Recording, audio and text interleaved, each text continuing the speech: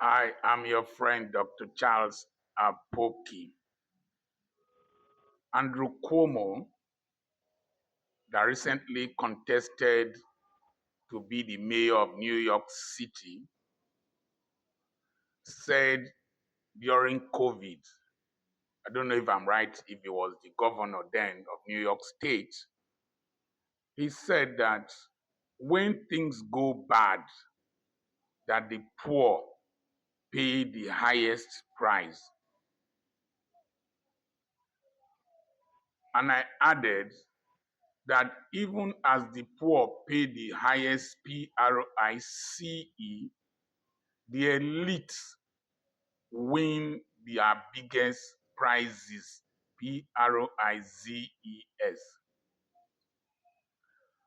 The closure of schools in several states in northern Nigeria, including Katsina State, where Buhari, the late president that messed up this country, comes from.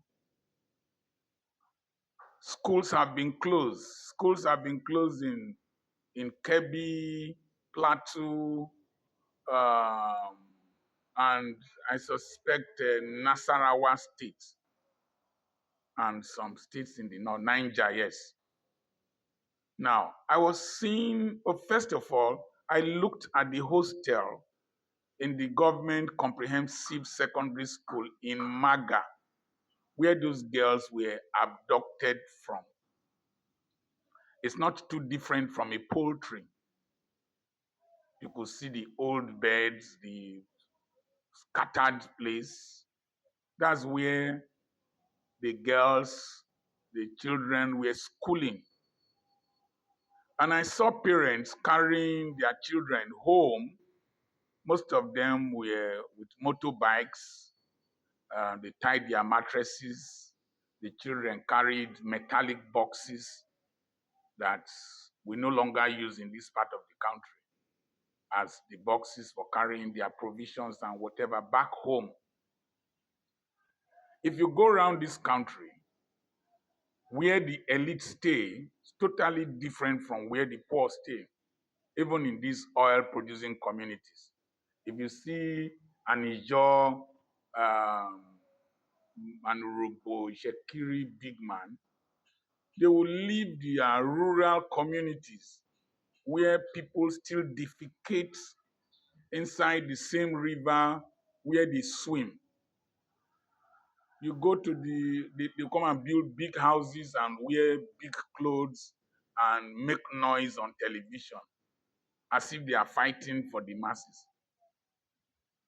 If you go to the communities ravaged by bandits in the north, when you see the communities, very primitive houses, a great percentage of northern Nigeria is still very, very backward and primitive, apart from Kaduna, Kano, maybe Zaria, and some other few cities.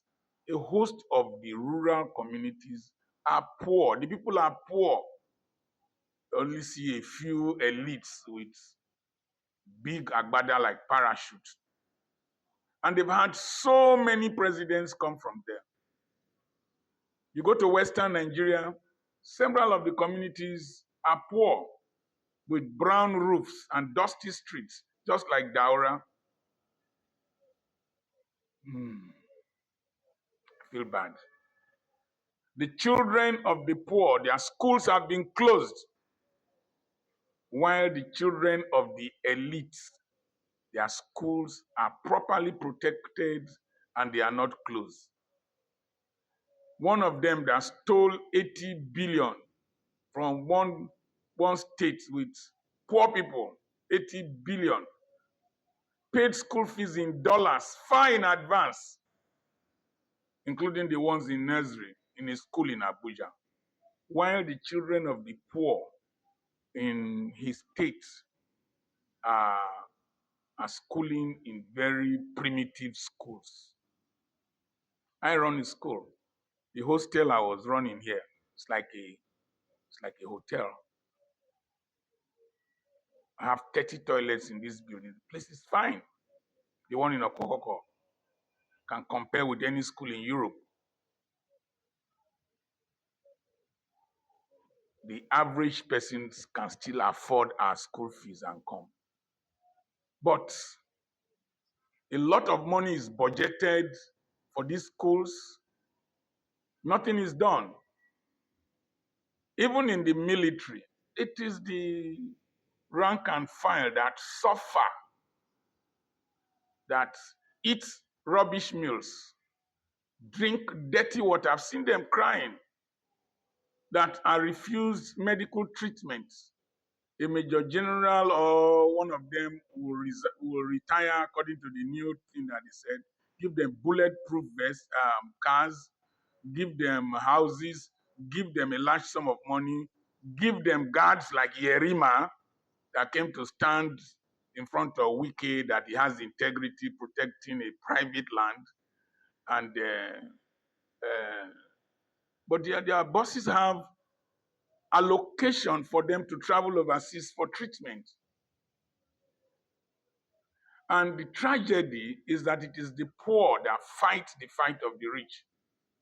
When Showore came to protest for police retirees, it's the poor, dirty policeman living in a dirty barrack that buys his own boots and buys his own uniform that will go and shoot at Showore.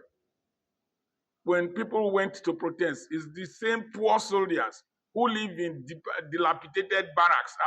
I've preached in Mambila barracks, I've preached in Mogadishu, I've preached in Dodan barracks, I've preached in Balende, I've preached in Abati barracks, I've preached in former David Ejo barracks. I have senior military men. I go to the barracks. When you see where the rank and file they live, you will feel sorry. A nation that does not care for the poor is a wicked nation. A leadership that does not care for the poor is a wicked leadership. And in my two-tribe theory, there is no Igbo, there is no Yoruba, there is no Hausa. You only have the elite and then the poor. You have the bourgeois, you have the talakawa. And even in religion, we, the pastors, we live a life totally different from that of our downtrodden members. We are praying, selling stickers to them, praying against bandits, praying, giving them anointing oil. But when we travel with the army, soldiers, and police protecting us in bulletproof cars. Until the poor in any nation get really angry,